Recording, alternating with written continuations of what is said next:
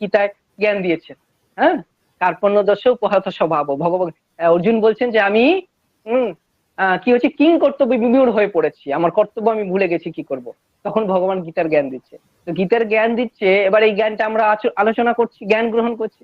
সেখানে কোনো কুকুর গরু ছাগল ভেড়া এসে বলবে যে আমি একটু বসি, আমাকে জায়গা দাও তো, আমি একটু মোবাইল দাও তো, আমি একটু অনলাইনে আমি একটু গুগল মিটে যুক্ত হবো, জয়েন করব, একটু ক্লাসগুলো ভক্তদের সঙ্গ করব, হবে? কখনোই সম্ভব নয়। তার জন্য মানুষ জন্ম হচ্ছে বড়ই দুর্লভ।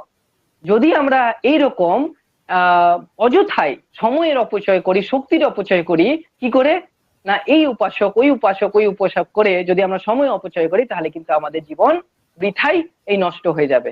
তার জন্য আমাদের আচার্যরা বলেছেন যে গাছের গোড়ায় জল দিতে।